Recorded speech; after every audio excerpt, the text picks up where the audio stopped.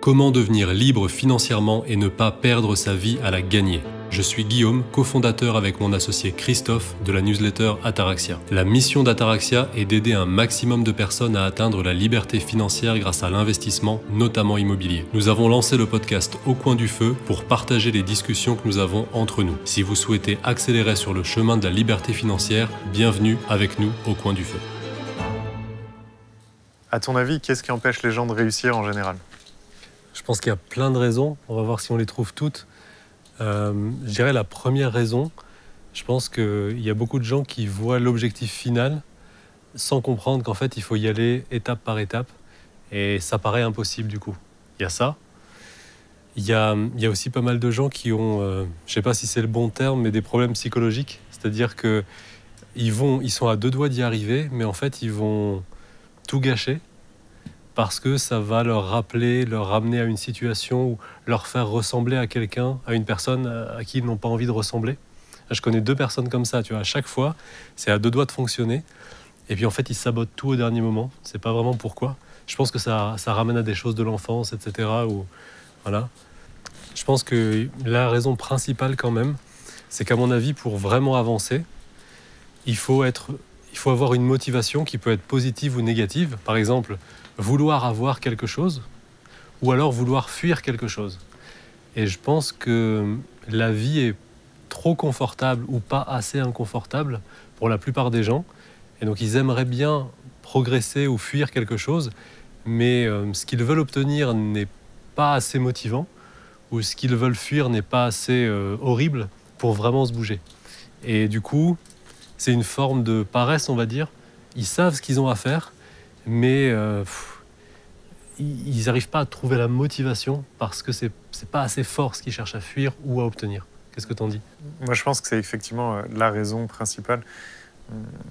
Si on regarde dans nos entourages, les gens qui avancent pas, c'est souvent des gens qui sont un peu paresseux ou qui ont pas envie de faire les efforts nécessaires parce qu'on n'a pas forcément envie de l'entendre. On peut visualiser tout ce qu'on veut, penser à tout ce qu'on veut, avoir tous les objectifs qu'on veut. À un moment, il faut passer à l'action, il faut commencer à avancer et ça fait mal à tout le monde. Nous, on est passé par là. Il y a des moments où il faut beaucoup travailler pour commencer à avoir des résultats.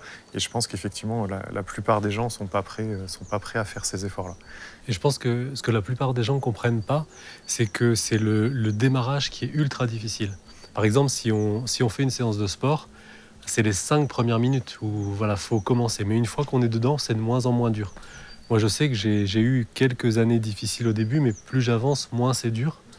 Et trop de gens peut-être se disent que c'est dur pendant 10 ans, alors que pas forcément. Non, et en fait, plus c'est dur au début, moins c'est dur après. Ouais. Et moins c'est dur au début, plus c'est dur sur la durée. Alors c'est peut-être moins dur d'un coup, c'est pour ça qu'on a peut-être tendance à plus accepter cette douleur, elle est peut-être plus supportable. C'est pas forcément une douleur, c'est le fait d'être juste confortable ou ne pas être suffisamment inconfortable comme tu disais. Mais les gens se rendent pas compte que de temps en temps, en faisant des efforts, nous on a fait des efforts pendant quelques années, alors c'est des efforts qui sont importants, qui sont aussi gratifiants parce que ça permet d'évoluer et d'avancer. Mais ils ne se rendent pas compte que ces efforts-là à court terme rapportent vraiment énormément de liberté sur le long terme et ils sont prêts à, je sais pas, peut-être sacrifier cette liberté à long terme contre un confort à court terme qui est une idée de confort en fait, qui n'est pas vraiment du confort. Donc pour moi c'est toujours étonnant, mais c'est vrai que c'est un schéma qui se reproduit en permanence et que nous, on a pu reproduire aussi plusieurs fois dans le passé avant de commencer à avoir des choses qui ont fonctionné. Je pense qu'il y a un sujet qui est intéressant aussi, c'est que la réussite, parce qu'on a parlé de réussite, c'est aussi très variable d'un individu à l'autre. Il y a des personnes comme nous qui sont drivées par le fait d'avancer, de se développer, de construire quelque chose. Pas forcément, moi j'ai pas du tout cette envie de laisser quelque chose derrière moi, mais c'est important pour moi de construire, de progresser. Pour moi c'est là-dedans qu'on s'épanouit. Et il y a des gens qui vont s'épanouir dans d'autres domaines et qui vont trouver effectivement leur bonheur ailleurs. Et tant mieux s'ils y arrivent. Je pense qu'il faut que chacun trouve ce qui le drive profondément, ce qui lui fait envie profondément. Et il faut surtout ne pas se laisser driver par le confort dans lequel on est. C'est ça la pire des choses, quel que soit l'objectif qui peut être derrière. En fait, il y a 2 choses. Il y a les gens qui n'ont pas envie de réussir. Par exemple, sa passion, ça va être, je sais pas, la cuisine. Et en fait, ce qui lui fait vraiment plaisir, c'est de passer ses après-midi à cuisiner ou le plus de temps possible à cuisiner. Et c'est vrai que pour ça, il n'y a pas forcément besoin d'avoir une réussite extraordinaire. Et il y a ceux, et je pense que c'est plutôt de ceux-là dont on parle, ceux qui veulent réussir, qui ont l'envie, mais qui ne le font pas et ils n'y arriveront jamais. Et je pense que cette catégorie-là, elle est quand même assez importante. Et effectivement, à mon avis, c'est ce manque de motivation. Et ce qui est intéressant aussi, c'est de se dire que plein de gens n'ont pas vraiment goûté à ce que ça peut être et donc se rendent pas compte. Moi, je sais que j'ai eu le déclic quand j'étais parfois hors saison, en pleine semaine, dans des hôtels 5 étoiles, au soleil alors qu'ailleurs il fait un temps moche. Et c'est là que, en fait, tu prends une vraie claque parce que tu te rends compte que tu n'es pas tout seul dans cet établissement, qu'il y a d'autres personnes, qu'il y a des clients tout le temps et que ces gens-là sont libres. Et c'est vrai que la vie qu'ils vivent, en fait, tant qu'on ne l'a pas goûté, on ne se rend pas compte de ce que c'est. Ça peut même faire peur, en fait. Complètement. Et justement, tu as parlé beaucoup de motivation. Comment, si cette motivation, elle n'est pas intrinsèque, ce qui est le cas pour la plupart des gens, et tu disais, on se motive en général soit pour échapper à quelque chose, soit pour aller vers quelque chose, mais si on a du mal à trouver ça, qu'est-ce que tu recommanderais à quelqu'un qui n'a pas forcément cette motivation-là et qui ne sait pas comment faire? Parce que je pense que la motivation, on la crée aussi. Alors, je pense que si tu me poses la question, c'est que tu as une idée. Moi, je te donne ma réponse, on verra ce que toi tu dis. Ce que je ferais, c'est personnel, je ne sais pas du tout si c'est bien ou pas bien pour les autres personnes, mais je découperais les choses en petites marches et en fait, je m'offrirais une récompense à l'atteinte de chaque marche. Et ce serait cette petite récompense qui me motiverait à avancer jusqu'à la marche suivante. Mais du coup, pas du tout regarder le sommet parce que c'est trop loin et se dire, ok, j'ai envie de ça, donc quand j'atteins ça, je me l'offre ou je fais ça et monter petit à petit. Qu'est-ce que t'en dis? Alors là-dessus, on est assez différents. Moi, la récompense me gratifie pas forcément. Donc, j'ai pas forcément ce besoin de ces petites récompenses. Mais je découperai effectivement aussi le process. Donc, j'essaierai de réfléchir, ok, qu'est-ce que j'ai envie d'atteindre? Je le découperai en petits pas pour que ce soit atteignable, puisque c'est que comme ça qu'on progresse. Mais après, moi, je pense que je suis quelqu'un qui est très discipliné, tu sais. Ouais. Et du coup, je découperai ça plutôt en étapes. Et après, ma récompense, en fait, ce serait de respecter ma discipline et de faire en sorte de m'être imposé cette discipline. Et à chaque fois que je vais faire ce que je m'étais dit que j'allais faire, eh ben, j'ai pas besoin de me récompenser avec quelque chose de particulier. En fait, c'est l'accomplissement de cette tâche qui, pour moi, est suffisamment forte pour continuer d'avancer. Mais en général, effectivement, c'est ce qu'on voit autour de nous. Les personnes qui avancent pas, elles manquent de motivation. On manque tous de motivation. C'est toujours plus facile de rien faire que d'avancer. Elles ont du mal à s'imaginer, comme tu disais, l'endroit où elles pourraient arriver, qui leur créerait de la motivation. Et elles ont surtout, pour moi, un énorme manque de discipline. En fait, la motivation, pour moi, c'est une excuse. On n'a pas forcément besoin d'avoir une motivation extraordinaire si on est capable d'être discipliné. Et pour moi, si on se discipline, et tu l'es fortement, tu le crées différemment, mais tu l'es fortement, si on se crée cette discipline, en fait, de façon très contre-intuitive, cette discipline nous amène beaucoup de liberté sur le long terme. Ouais. Quand on parle de discipline, pour beaucoup de monde, ça a un péjoratif. côté péjoratif, même pas un côté péjoratif, c'est très péjoratif. On pense militaire, on pense armée, on pense contrainte. Pour moi, je pense vraiment que la discipline qu'on s'applique à soi-même, c'est quelque chose qui, sur le long terme, c'est la chose qui nous amène le plus de liberté. Et c'est marrant parce que tu as raison. Moi, si tu me dis le mot discipline, c'est mélioratif. Oui, complètement. Et c'est vrai que pour la plupart des gens, ce sera péjoratif.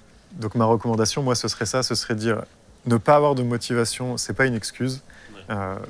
Vous allez trouver de la motivation au fur et à mesure du temps parce que vous progressez, parce que vous avancez. Et donc, la seule compétence que vous devez acquérir si vous voulez progresser, à mon avis, c'est de la discipline et d'être capable de faire les choses que vous n'avez pas envie de faire quand il faut les faire. Quand on fait du sport, on fait tous les deux du sport. Il y a souvent des séances, c'est l'hiver, on n'a pas envie d'aller faire sa séance, mais on la fait quand même. Et en fait, on envoie un signal à notre cerveau qu'on ne lâche pas, qu'on avance, que quand on a pris un engagement, on le fait. Et ce côté discipline est très important. Moi, j'ai une petite anecdote là-dessus, parce que j'ai pas toujours été quelqu'un de discipliné. Tu sais, à la télé, on va dans des reportages, l'armée, où ils font leur lit le matin. Et j'ai toujours trouvé ça débile. Je suis quelqu'un qui fait pas mon lit, j'aime pas faire mon lit, c'est quelque chose qui m'embête réellement. Et en fait, j'ai compris à un moment que le fait de faire son lit le matin, c'est juste une certaine forme de discipline pour que on a fini une étape, on a fini notre nuit, on clôture cette étape en faisant son lit. Pour le cerveau, on passe à l'étape suivante et on a une certaine forme de discipline. Et si vous commencez le matin ou si on commence le matin avec des étapes qui sont très claires et qui sont disciplinées, eh ben, ça donne le rythme pour tout le reste de la journée. On parlait de douche froide dans d'autres épisodes. C'est aussi un petit peu ça qui est derrière la douche froide, c'est d'avoir cette discipline, de faire tous les jours la même chose. Pour certaines personnes, ça peut paraître super ennuyeux. En fait, non, c'est une façon de discipliner son cerveau et de faire en sorte qu'on fasse des choses qu'on n'a pas forcément envie de faire en automatique sans que ça nous crée de douleurs particulières. Des conseils pour justement progresser en discipline. Moi, j'ai quelques petites idées, je te dis ce que j'en pense. Premièrement, je pense que beaucoup de gens font l'erreur de l'excès. C'est-à-dire qu'ils se disent, OK, allez, à partir de demain matin, je fais ci, je change ça, etc. Et c'est beaucoup trop. Je pense qu'il faut y aller doucement, un peu comme la douche froide, où tu ne te mets pas directement la tête sous la douche, tu commences par les pieds, puis etc. Et donc, commencer par des petites disciplines relativement faciles à tenir et y aller progressivement, parce que sinon, on ne tient pas sur le long terme. Premier point. Deuxième point, il faut réussir à prendre plaisir. En fait, je pense que les choses deviennent familières, quelles qu'elles soient, même quand elles sont désagréables. Et on voit des gens qui ont eu des traumatismes, par exemple, dans l'enfance, et qui cherchent à reproduire ces traumatismes de manière inconsciente, parce qu'en fait, ça les ramène à une situation familière, parce qu'ils ont vécu ça enfant. Et un truc qui m'avait choqué aussi, quand j'étais plus jeune, et en étant étudiant, on voyait des gens de différentes nationalités, et tous les étudiants voulaient toujours faire goûter aux autres le plat typique de leur pays. Et en fait, c'était la plupart du temps immonde. et nous, c'est pareil, on a tous ce plat typique qu'on aime bien. Et en fait, je me suis dit, finalement, quand tu es enfant, on te donne quelque chose à manger et ça devient le goût de l'enfance et tu vas l'aimer toute ta vie. Et quand tu le fais goûter à quelqu'un d'autre 20 ans plus tard, ça paraît horrible. Donc on finit toujours par aimer les choses que l'on pratique. Donc il faut apprendre à aimer la chose et il faut apprendre à aimer la satisfaction d'avoir été discipliné. Par exemple, quand on fait un repas léger, on peut avoir une satisfaction de se dire « Ah, j'ai fait un repas léger ». C'est un peu difficile à comprendre, mais c'est une double satisfaction. La satisfaction d'avoir concrète de la chose et la satisfaction d'avoir réussi à l'accomplir. Et en fait, ce qu'on s'impose, entre guillemets, par discipline, je fais exprès d'utiliser des mots qui sont un peu négatifs, à un moment donné, ça devient une habitude et ça devient quelque chose qui devient positif, comme tu le dis, et dont on peut plus se passer. On parlait de douche froide dans d'autres épisodes. Aujourd'hui, moi, je suis malheureux si je me passe de cette douche froide-là. J'ai une discipline assez forte, une routine du matin qui est assez forte. Si je ne fais pas toutes ces étapes-là, qui pour 99% des gens serait une contrainte énorme, et ben moi, je me sens pas bien pour démarrer ma journée. Et quand je le fais, c'est plus de la discipline, puisque quand je l'ai mise en place, c'était de la discipline, mais maintenant c'est devenu une habitude. Et donc je pense qu'il y a vraiment ce concept-là d'enlever de sa tête que la discipline c'est quelque chose de négatif, de péjoratif. C'est quelque chose qui va vous permettre de transformer quelque chose que tu souhaites pas faire mais qui est bénéfique en une habitude qui deviendra automatique pour toi et qui deviendra quelque chose qui se fait automatiquement et qui ne coûte plus. Et je pense qu'il y a très peu de personnes qui comprennent ça. Ouais. Moi, j'ai eu je pense, une des plus grosses explosions dans mon cerveau que j'ai eues de ma vie. C'est le jour où j'étais beaucoup plus jeune et j'ai réalisé que j'allais forcément devenir millionnaire. Alors, devenir millionnaire à l'époque, c'était un espèce de but incroyable. Puis en fait, quand on l'est, on se rend compte que c'est pas... Voilà, mais le moment où j'ai découvert que je ne pouvais pas échouer à ça, ça a été fou. Et c'est en fait de se dire, si je fais chaque jour une petite chose pendant des années, ce sera juste une question de temps. Et donc j'ai compris ça en me disant, mais si j'achète ne serait-ce qu'un bien immobilier tous les 2 ans, 3 ans ou 5 ans, je mets un petit peu de côté tous les mois, etc. Si tous les mois j'investis quelques centaines d'euros dans des actifs qui vont prendre de la valeur, mais sans être agressif, juste des ETF, S&P 500, etc. Et je me suis dit, mais c'est juste une question de temps, je ne peux pas échouer. C'est-à-dire que quand j'aurai 60 ans, je ne peux pas ne pas être millionnaire. Et ce jour-là, ça a été incroyable pour moi et j'ai acquis une espèce de sérénité où je me suis dit, moi, en fait, mon job, c'est pas de réussir. Mon job, c'est de raccourcir le délai entre maintenant et le moment où je réussis. Et c'est vrai que, et c'est ça que je pense que la plupart des gens ne comprennent pas, c'est de se dire, aujourd'hui, n'importe qui peut devenir millionnaire, c'est juste une question de temps et c'est pas si difficile. Et en fait, le degré de discipline va faire que ça va être plus ou moins long. Ça peut prendre 1 an, si on a de la chance, une volonté exceptionnelle et des connaissances poussées, au minimum. Mais ça peut aussi prendre, pour quelqu'un qui aurait vraiment beaucoup de malchance, qui ferait mal les choses, je veux dire, c'est difficile de ne pas y arriver en 30 ans. Oui, complètement. Complètement. Et malheureusement, peu de monde est capable de comprendre ça. Tu posais la question, ou je ne sais plus, c'est moi qui te l'ai posé, de savoir comment on pouvait mettre en place cette discipline. Je vais juste te partager comment je le fais. Peut-être que tu voudras appliquer quelques-unes de ces techniques-là. Moi, j'aime bien écrire les choses. Et donc, comme toi, si je veux acquérir une nouvelle habitude, la partie qui est importante pour moi, c'est de faire des toutes petites choses au début. Tu le disais, je vais prendre un autre exemple. Si on veut courir un marathon, on va peut-être commencer le premier jour par marcher 500 mètres, puis le deuxième jour par marcher 1 kilomètre, puis après courir 1 kilomètre. Et puis petit à petit, on va augmenter si on démarre de zéro. Donc il faut vraiment se fixer des choses qui sont très petites et très faciles à atteindre. Et moi, j'aime bien m'écrire ça la veille. Je pense qu'on fera un épisode sur comment planifier ses journées, qu'est-ce qui est intéressant et comment on peut être efficace. Et moi, je trouve que de prendre l'engagement avec soi-même et de l'écrire, et au début ne prendre ne serait-ce qu'un engagement. Par exemple, si je me préparais à un marathon, je prendrais un engagement que j'écrirais dans les choses que j'ai à faire le lendemain en disant, voilà, je veux marcher au moins 500 mètres aujourd'hui. Et donc le lendemain, rien que le fait d'avoir préparé son cerveau la veille, on est déjà prêt à le faire. Ça ne veut pas dire qu'on aura forcément l'envie de le faire, mais en ayant la discipline de le faire, on aura ce bien-être après d'avoir accompli quelque chose, d'avoir accompli un objectif qu'on s'était fixé. Et petit à petit, ces objectifs vont devenir de plus en plus gros. Et en fait, la discipline deviendra une sorte de routine, une sorte d'habitude qui fait qu'on peut atteindre n'importe quoi. J'ai une autre astuce, c'est ce que je vais appeler la chaîne. C'est de dire, je vais prendre un exemple avec faire 10 pompes. Imagine, je me dis, ok, il faut que tous les jours je fasse 10 pompes. On est le 1er janvier, j'en fais 10, le 2 janvier, j'en fais 10, et puis on continue comme ça. Et en fait, alors je ne sais pas si ça marche avec le cerveau de tout le monde, mais je sais que moi, je sentirais une culpabilité énorme à briser la chaîne. C'est-à-dire que je l'ai fait tous les jours pendant 20 jours, et puis boum, le 21e jour, je ne le fais pas et je repars à zéro. C'est un peu comme dans les usines, tu sais, il y a écrit « Aujourd'hui, c'est notre 273e jour sans accident du travail ».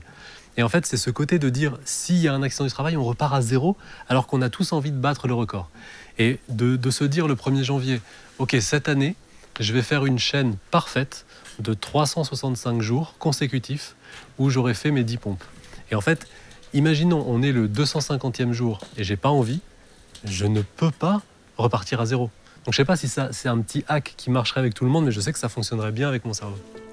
J'espère que cet épisode vous a plu. Si c'est le cas, n'hésitez pas à nous laisser un encouragement, une note ou un commentaire en fonction de la plateforme sur laquelle vous êtes. Et si ça n'est pas déjà fait, rejoignez notre newsletter Ataraxia, les informations se trouvent en description.